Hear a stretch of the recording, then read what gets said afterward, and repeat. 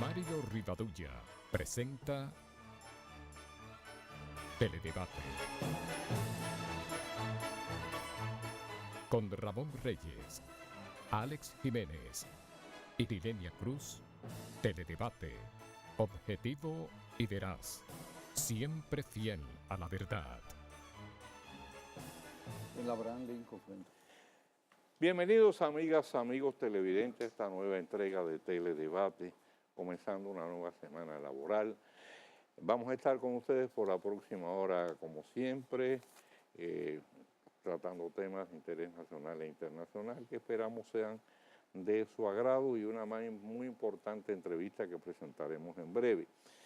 La reflexión de este día dice así: no ser amado es mala suerte, no amar una auténtica desgracia. Y los pasos de la historia nos recuerdan que en el año 1811 nació en Río de la Plata Domingo Faustino Sarmiento. Figura de múltiples facetas, fue periodista, escritor, docente, político, militar y estadista. Exiliado en Chile bajo la dictadura de Juan Manuel Rosas, a la caída de este regresó al lar nativo, ocupando distintas posiciones de importancia. Se destacó sobre todo por sus aportes a la educación pública y al progreso cultural y científico de su país. Autor del clásico de la literatura argentina, Facundo, Civilización y Barbarie. En su honor, la Conferencia Interamericana de Educación de 1947 estableció el día de su muerte, 11 de septiembre, como Día Panamericano del Maestro.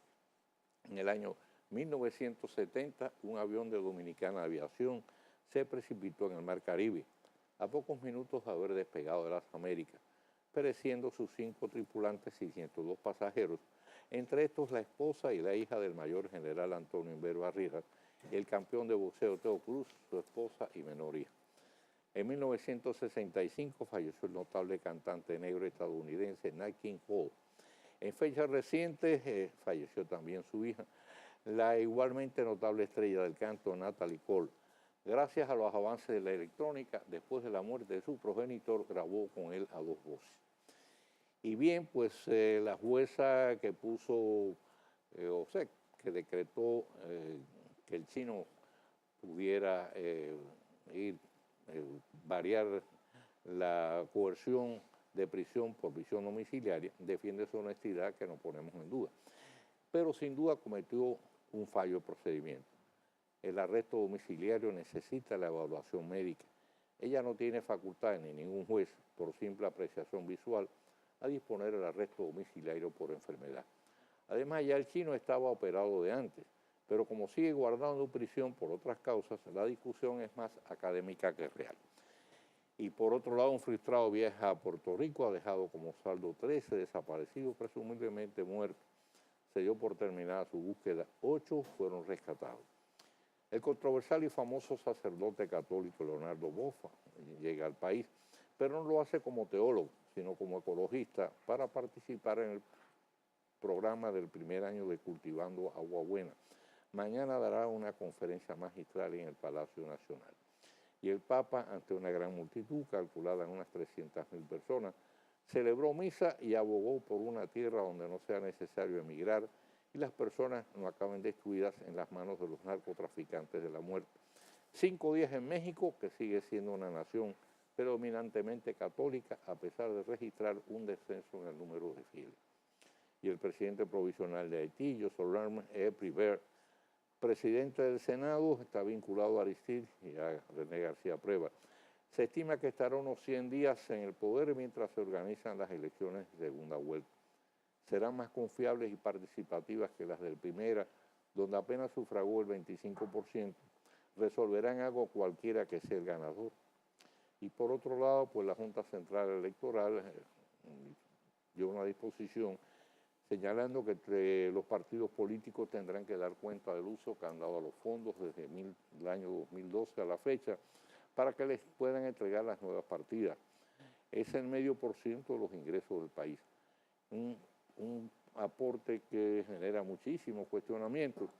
Candidatos, por otro lado, tendrán que se aspiran a senadores y diputados, tener un tiempo previo de 5 años de residencia en la demarcación correspondiente. Para los alcaldes y regidores, pues solamente el requisito es 1 año. Y el magistrado Eloy Olivares se ha presentado un proyecto de reglamento destinado a evitar el uso de los fondos públicos en campaña. Bueno, pero queda también en el aire los fondos dudosos, es decir, los que provienen del crimen organizado, del narcotráfico, de la corrupción y de toda una serie de actividades ilícitas que hasta ahora no ha habido manera, en este caso, de poder establecer un control sobre los mismos. Y por otro lado, hay una propuesta del director de la Escuela de Derecho de la Universidad Católica Santo Domingo, Ramón Jaque, para variar la composición del Consejo Nacional de la Magistratura. Plantea que estén representadas escuelas de derechos de las distintas universidades, el Colegio de Abogados y la sociedad civil. Y Minú Tavares se une al pelotón de candidatos a la presidencia, fraccionando así aún más la oposición. En los Estados Unidos se crea ahora un nuevo escenario de lucha política, pero en este caso con respecto a la Suprema Corte de Justicia, por la sustitución del magistrado de la Corte, Anthony Scalia, de tendencia conservadora. El Supremo consta de 9 magistrados, 5 eran conservadores, ahora son 4, y 4 no. Bien, vamos a hacer la pausa y cuando regresemos ya vamos a estar conversando con nuestro huésped en Teledebate.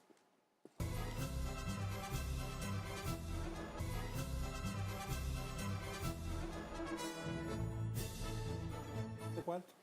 Bien, señores, pues hoy contamos con la presencia para nosotros muy especial, muy agradable del ingeniero Ramón Flores. Él dispone de credenciales muy respetables en 2 áreas esenciales, electricidad y educación. Y eso van a ser los temas, si le parece a usted, don Ramón. Sí. Bienvenido. Contento de estar aquí. Cuando con dije don ustedes. Ramón fue a él. Pensé que era Sí, Pido porque es un Mario. problema de, espérate, hay que respetar Usted la no es edad. don, señor. La edad Gracias, introduce mi querido. jerarquía. Bien, ¿qué le parece si comenzamos por el asunto de la electricidad? Está la cuestión del pacto eléctrico, traído, llevado, no acaba de concretarse. Se le hicieron una serie de cuestionamientos, en este caso a la corporación, de que no había entregado la documentación requerida, ya entonces le salió la información de que sí, que ya mandó la documentación. Ahora, en definitiva, ¿qué podemos, porque hablas de pacto, ¿qué quiere decir el pacto eléctrico? ¿Es un pacto para qué? Bueno, esa es una pregunta fundamental. Es decir, ¿qué es lo que estamos haciendo a reunirnos para un pacto eléctrico? ¿Es defender los intereses ya dentro del sistema o es introducir una reforma para ver si se supera el problema eléctrico? Yo creo que es una pregunta crucial porque yo he asistido al pacto y la verdad que todavía no sé con precisión si todo el que está ahí está procurando una reforma para resolver el problema eléctrico o consolidar sus propios intereses. Claro. Ustedes recuerdan que estamos hablando de un proceso largo. Muchos jóvenes no conocen que aquí se comenzó a hablar de reforma del sector eléctrico cuando regresó Balaguer al poder en el 86. Es O sea correcto. que tenemos 30 años en esto. Y comenzó ahí. Y no arrancamos. Y comenzó la primera parte, recuerda que fue. Yo he señalado aquí que yo conocí a Julio Sauri, que iba a la Comisión de Desarrollo con una cantidad de libracos enorme, y se volvía con los mismos, y no los abría. Un día le pregunté por curiosidad, me dijo, no, estos son las recomendaciones para reformar el sistema eléctrico, pero a él no le interesa. Entonces, ahí comenzó el proceso, que era, Balaguer decía, yo no tengo recursos para financiar el déficit, el mantenimiento y las inversiones. Entonces, el sector privado que se encargue de las inversiones de generación, yo me encargo de cubrir otros aspectos del sector. Vino el proceso, el primer proceso que tú recuerdas que fue, se atacó el sector de generación, se abrió la generación al sector privado. Después después se decidió modificar la estructura completa de la industria. Y eso fue posible porque la empresa era estatal. ¿Era bueno o malo en ese momento? Había que hacer la reforma y pudimos haber hecho reforma de muchas maneras, pero había que reformar el sistema. El hecho real es que esa reforma era fácil de hacer porque la industria era estatal. Una industria estatal era fácil de reformar porque lo único que requería era el apoyo político, fundamentalmente el apoyo político del gobierno. La reforma no se ejecutó. Es decir, bueno, se llegará a la generación mediante competencia. Nunca ha habido competencia, siempre ha sido el grado a grado. Vamos a cobrar la energía, el cobro ha sido precario. Vamos a reducir las pérdidas, no ha habido mucho esfuerzo ahí. Entonces, pero ahora tú no tienes ya una empresa estatal. Tú tienes ahora empresas estatales y empresas privadas, cada uno con intereses particulares. Claro. Así que cuando hablamos ahora de un pacto para la reforma del sector eléctrico, tenemos que entender la gravedad y la complejidad del proceso, porque ahora estamos hablando de intereses muy concretos. Antes era una empresa estatal que el gobierno reforma, pero ya no estamos hablando de un sector estatal que el gobierno reforme, estamos hablando de sectores donde hay muchos intereses y muchos intereses en juego. Entonces, cuando uno habla del pacto, uno ve cómo se mueven los intereses dentro del pacto. Y la gran pregunta es, ¿terminaremos con propuestas concretas para dejar atrás una crisis eléctrica que venimos arrastrando por más de 50 años? ¿Qué opinas tú? ¿Terminaremos o seguiremos igual? Todavía yo no veo los actores principales del sector, incluyendo el gobierno, que el gobierno aquí es poder político, es regulador, y es empresario. Y es poder económico. Y es empresario, es además el que financia todo esto. Yo todavía no veo luz al final del túnel. Las decisiones que pudieran dar una solución al problema. Yo veo demasiado discusión alrededor de los intereses ya creados. Y los intereses creados son los que han creado un déficit que ha llegado a niveles que ahora representa un porcentaje muy significativo del PIB y un porcentaje alto del gasto público. Yo tengo una pregunta que me he hecho personalmente durante mucho tiempo. ¿Por qué reforma una y la dos? ¿Por qué esta entidad que no acaba de ponerse de acuerdo? Reforma es el término que se le dio al pacto, es el pacto para la reforma del sector eléctrico. Que sería la misma cosa. Como el pacto para la reforma del sector educativo. Es decir, es un nombre que se dio. Obviamente el sector tiene que ser reformado. ¿Por qué tiene que ser reformado? Porque la reforma que se introdujo se deformó y ahora tú tienes una estructura de hecho en el sector.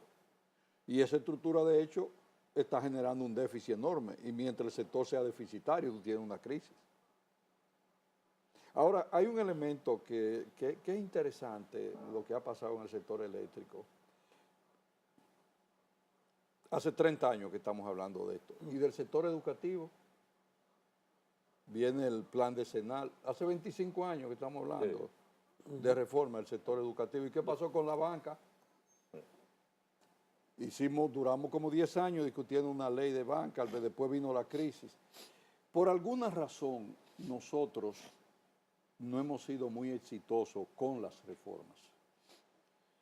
Como que la reforma tiene una teoría y tiene unos intereses que toca, alguien sale ganando, alguien sale perdiendo, pero al final como que nosotros tratamos de seguir haciendo más o menos lo mismo que se hacía.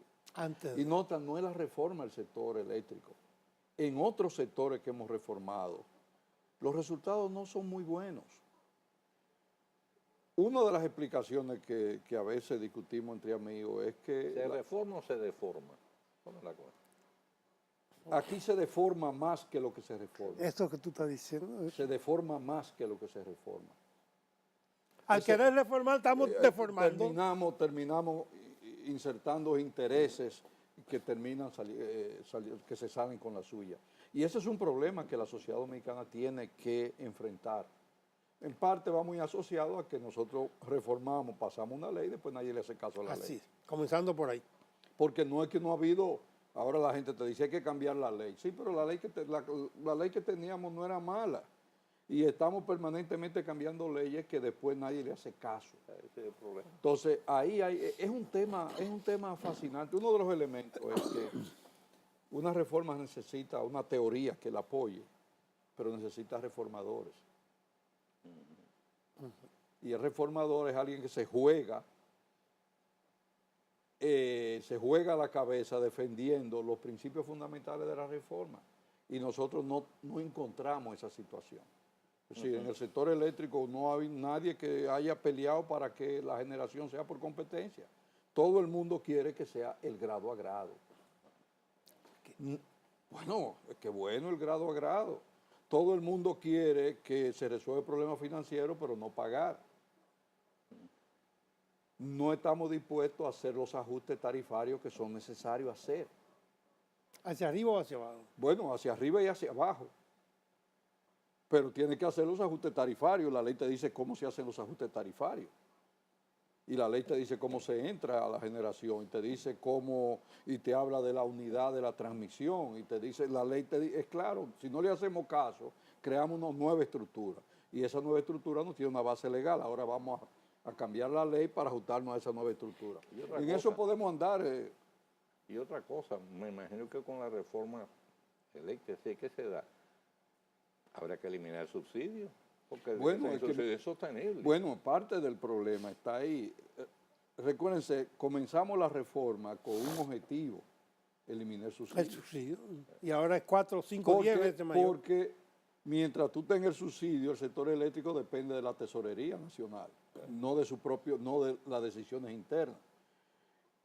Y ahí fue que cuando comenzó el gran problema, cuando se congeló la tarifa, recuerdan, en el 2000, justamente un periodo electoral, más o menos un periodo como ahora, se congeló tarifa, y en adelante no ha habido, después se permitió el ingreso mediante contratación directa de los generadores. No se ha hecho suficiente esfuerzo para mejorar la distribución y para cobrar energía, para ajustar tarifas, entonces ahora vamos a la reforma. Todo el mundo está cómodo. Ahora vamos, todo el mundo en el sector está cómodo, pero muy cómodo. La única cuestión es hasta lo que no pagan. bueno, el que no paga, el empresario que tiene un gancho, Sí. Todo el mundo está cómodo. La única cuestión es que el subsidio eléctrico que tiene que haber acumulado erogaciones por 10.000 millones de dólares o algo así en estos últimos, desde que hablamos de la reforma, ese recurso pudo haber sido educación, salud, vivienda. Y para reformar nosotros mismos Oye, y tener... 10.000 millones de dólares al cambio actual son como 440.000 millones de pesos. El 3 presupuesto veces el nacional. presupuesto de educación o más. No es debe presupuesto ser más, nacional. O más. Después que comenzamos a hablar de reforma, el subsidio tiene que ser más. Sí. La transferencia del Estado tiene que ser más que eso. Sí, imagínate. Entonces, yo espero de todas maneras que los actores principales del sector puedan decir, bueno, ya vamos a entrar a la discusión de fondo y tiene que ser una discusión donde esos actores den, no pidan. Porque déjame decirte una cosa, los actores del sector le ha ido bien, que no hay una generadora que haya Demasiado bien. quebrado. Las empresas eléctricas están en mal estado, pero los salarios son buenos. Más fácil que Entonces, quiebre todo un ahí, banco que entonces, todo el mundo tiene que sentarse y decir qué es lo que yo voy a aportar al mejoramiento a la solución de este problema. Hay que aplicar para el sector eléctrico la famosa frase aquella de Kennedy. Definitivamente. Si no preguntes qué puede hacer el país por ti, sino tú por el país. Y uno lo que ve es que cada uno está diciendo qué es lo que van a hacer por mí. Exactamente. Vamos a hacer la pausa y regresamos.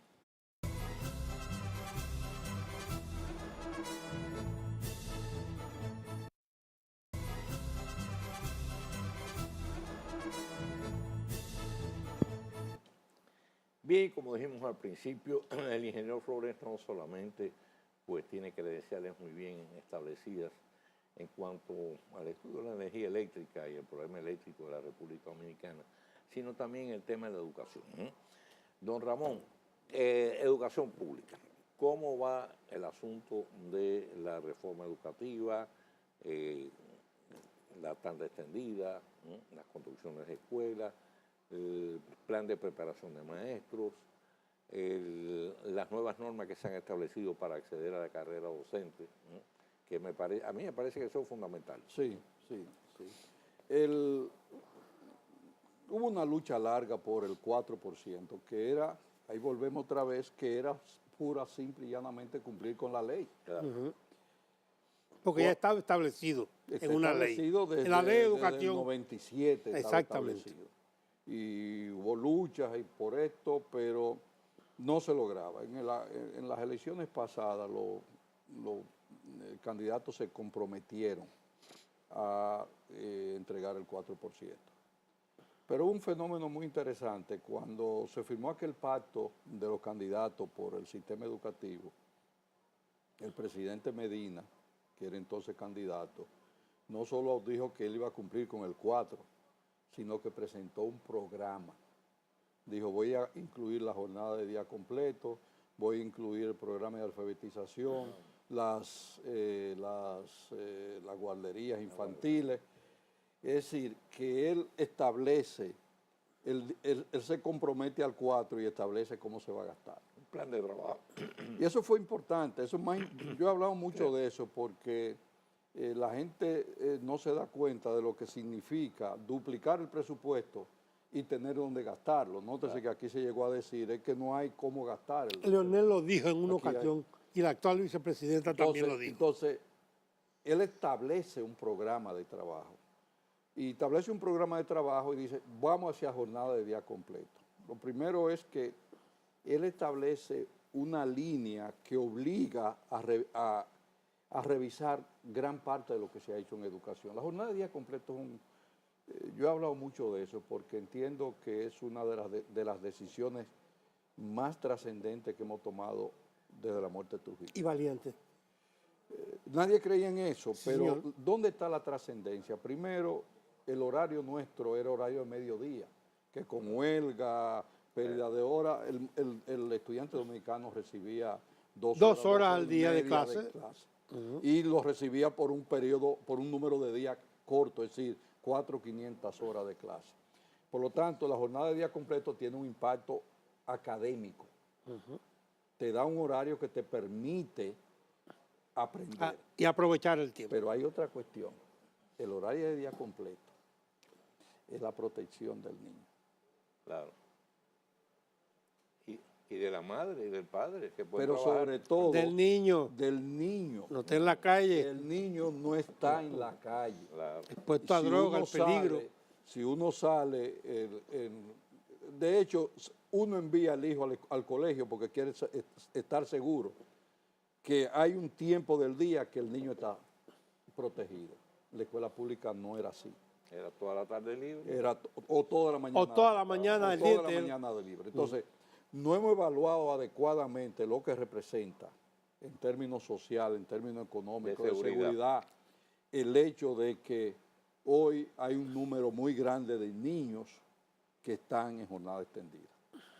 Obviamente, la jornada corta tenía como explicación una escuela de 2 tandas y 3 tandas porque no hay suficientes aulas. Claro. Por lo tanto, la jornada extendida empujó La construcción de aulas. la construcción de aulas. Por lo tanto, ese problema, que es un problema que venimos arrastrando en la historia de la educación dominicana. Hace más de 50 porque años. uno habla de que faltaba aulas. Yo me alfabeticé en una enramada. Una escuelita particular, No con una tu enramada, sillita. era una escuela con que tu se estaba sillita. cayendo y entonces fuimos a la enramada del alcalde. Es decir, la gente cree que hubo un periodo donde había aulas. No, aquí no ha habido aulas nunca. Entonces, si se puede resolver, una parte del 4 se ha destinado a resolver ese problema. Tú puedes decir todo lo que quieras de, bueno, hay errores, que el solar, que esto, que si son caros, son baratos. El hecho es que el problema de aulas se está enfrentando. Ahora, hay desafíos muy grandes. Horario extendido implica un maestro diferente. Y la calidad del maestro nuestra es muy pobre. Deja mucho que Y no desear. es pobre porque el maestro sea bruto, sea vago, es pobre porque lo estamos formando mal. Exactamente. Por lo tanto, atraer mejores maestros implica dedicar muchos recursos a la formación de los docentes y sobre eso están trabajando. Pero tú señalaste un elemento que es importante, que se viene logrando desde hace algunos años, que es el concurso. El concurso, bueno, hasta que no tenga muy buenos maestros, el concurso no te da buenos maestros, Claro. pero comienza depolitizando el proceso. Eso quiere decir que en la misma medida en que vayan entrando buenos maestros, esos maestros van a entrar a la escuela porque van a ganar los concursos. Es un proceso, este problema de formación de maestros es un proceso largo.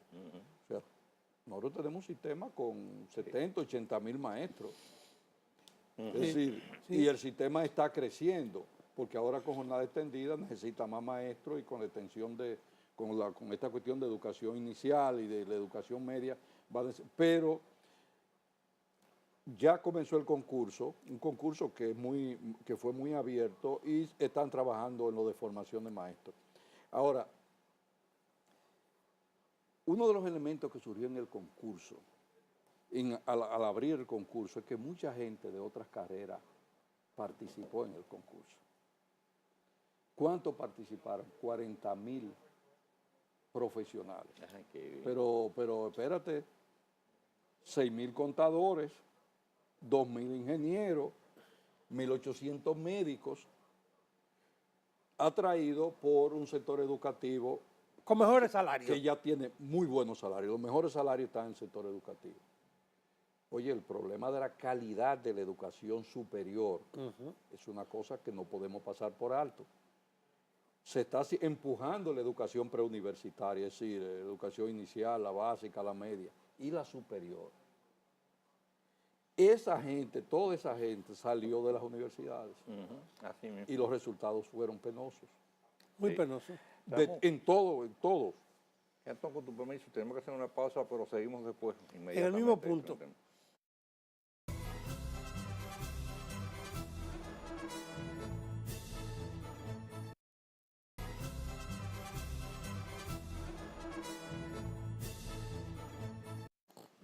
Bien, Don Mario. seguimos conversando con el ingeniero Ramón Flores ahora sobre el tema educativo. Retomamos entonces donde habíamos dejado antes, ¿no? Tenemos 5 minutos apenas, pero Ramón tiene una gran capacidad de síntesis. Sí. No, lo que quería señalar es que se está empujando mucho la educación preuniversitaria, sobre todo la educación pública preuniversitaria.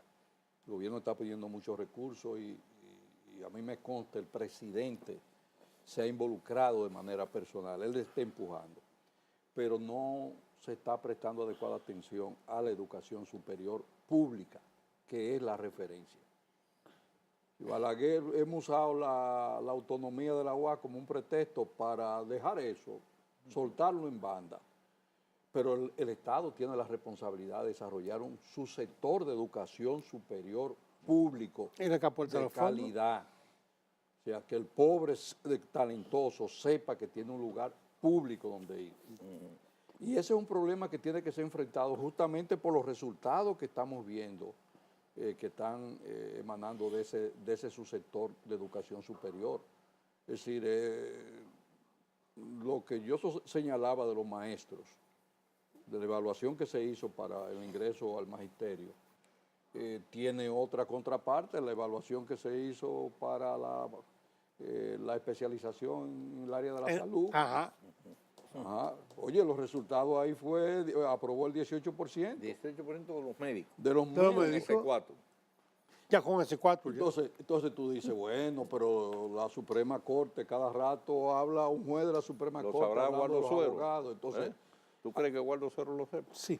Entonces, realmente tenemos un problema de educación en el nivel superior, un problema.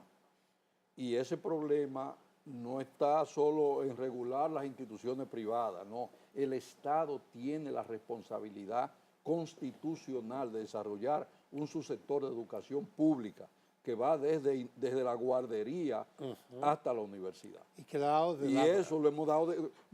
Históricamente Balaguer creó una estrategia. Ustedes son autónomos. Sí. Te doy el mínimo necesario para que no me hagan un lío y úsalo como tú quieras. Claro. Es decir, el atraso en el nivel superior es grande. Uno dirá, bueno, pero que no estamos tan mal como en el 50. Y es verdad. El problema es que no somos nosotros, el dominicano de hoy comparado con el dominicano de 1950. es el dominicano de hoy comparado con otros países. Correcto. Y los otros países no están mirando hacia el 1950, están en el siglo XXI mirando hacia el futuro. Entonces, ese atraso en educación superior tiene que ser enfrentado. El país no puede seguir con esta indiferencia. Y le voy a decir una cosa, ya no estamos hablando de un sistema de educación superior pequeño. En este país hay 700.000 estudiantes de secundaria que lo único que piensan es entrar a la universidad. El año pasado se graduaron 130.000 bachilleres y 120.000 bachilleres ingresó a la universidad. No estamos hablando de números pequeños. Exacto. O sea, tú tienes que enfrentar los problemas, y no es solo un problema de calidad, es un problema también de cómo va a estructurar el subsector público a lo largo y ancho del país, y cómo va a estratificar, si todo el mundo va a ser licenciado o vamos a formar técnicos superiores. Es un problema que tiene que ser enfrentado justamente en un momento donde el gobierno está empujando la educación preuniversitaria, porque la presión de ese esfuerzo sobre educación superior puede ser decisiva. Definitivamente. En el desarrollo del país. Y no, o tú puedes terminar estancando. O sea, si tú tienes un sistema de educación superior pobre, sin mucha salida, este incremento de la producción de bachilleres se va a encontrar en un callejón sin salida. Exacto. Un tapón. Y eso hay que comenzar a decirlo, porque hemos hablado de la educación preuniversitaria, la lucha por el 4%, todo ese tipo de cosas. Pero ese sistema de educación superior tiene que responder. El proceso culmina ahí. Ahí. Aparte de las aulas, que son muy buenas, aparte de las tan extendidas, que es muy buena, y la que yo estoy de acuerdo con ambas cosas, hay una tercera que, que tú no has hecho referencia, las guarderías infantiles. Sí, primero, lo que descubre la magnitud del problema de aula es la tan extendida.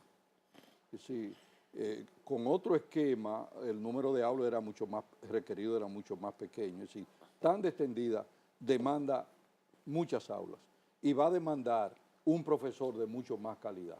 Ahora, lo de la guardería, que es un área donde el gobierno ha comenzado a trabajar, eso va a también tener un impacto muy grande en los sectores más pobres. Eso es correcto. No solo por el hecho de que el niño, la madre pueda dejar al niño, entonces ese tipo de cosas que ha sido el argumento, sino porque la educación temprana empieza por ahí. Es fundamental. Muchísimas gracias, don Ramón. Gracias por haber estado con nosotros. Tú sabes que es un placer venir. Sí, yo espero que usted venga con frecuencia. Yo prefiero presentarle a usted que no ha hecho. Muchas gracias. Nos llamamos Ramón. Nos llamamos Ramón. Porque este señor, la única identidad que tiene con usted que se llama Ramón igual, pero es un picapleito. Usted es un ingeniero. Hacemos la pausa y regresamos con el tiro rápido. El tiro rápido de Mario Rivadavia.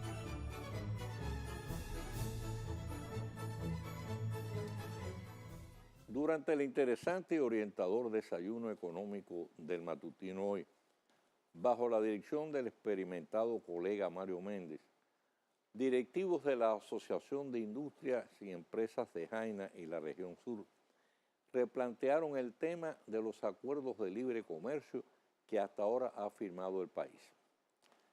Tanto el presidente de la entidad, Eduardo de Castro, y la vicepresidenta Dircia Paulino Victoria abogan porque la República Dominicana no suscriba más convenios de esa naturaleza en base a los resultados negativos cosechados hasta el presente.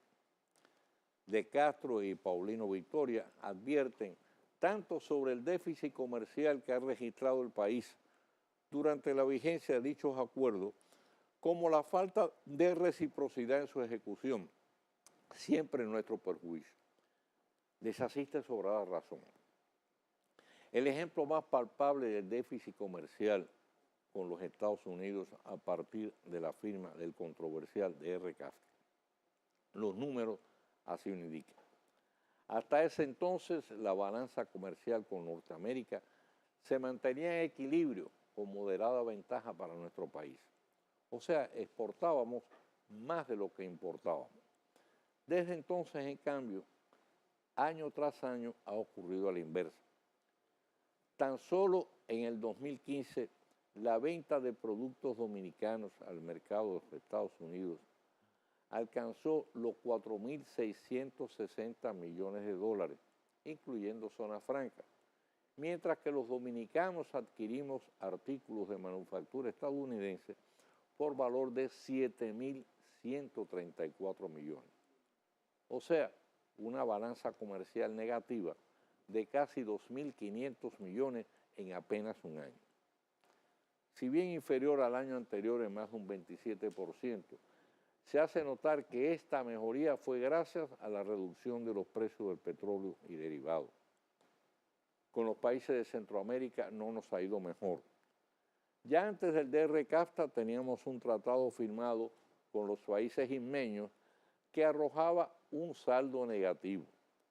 Después de la firma de aquel, la situación no ha mejorado. Según datos aportados por el economista Luis H. Vargas, en los últimos 17 años, nuestro país ha acumulado un déficit comercial impresionante, nada menos que más de 98.000 millones de dólares, varias veces el presupuesto nacional.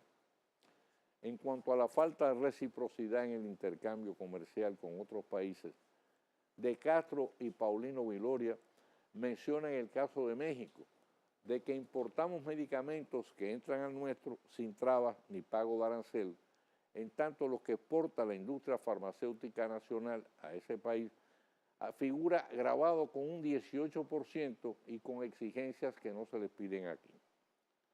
Tanto la cifra del déficit acumulado en nuestra balanza comercial desde 1998 a la fecha, aportado por el economista Vargas, como las observaciones hechas por los empresarios de Castro y Paulino Vilorio sobre la falta de reciprocidad por parte de México y otros países con los cuales comerciamos, plantean la necesidad urgente de promover una vigorosa política de exportaciones, incrementando la competitividad por parte de nuestro, así como de limitar las importaciones al nivel requerido para satisfacer las necesidades de consumo que no puedan ser suplidas por la producción nacional.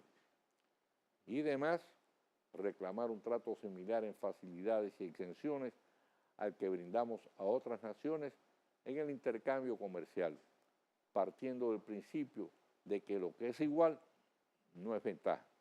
Y los buenos negocios son aquellos donde todas las partes salen gananciosas y no una en perjuicio de otra. Mañana, Dios mediante, estaremos como siempre con ustedes con una nueva entrega de Teledebate. Reciban nuestros mejores deseos, mayores bendiciones y recuerden no moverse de frente a sus televisores porque por ahí viene ese excelente programa que es Contacto y después podrán seguir disfrutando del resto de nuestra programación.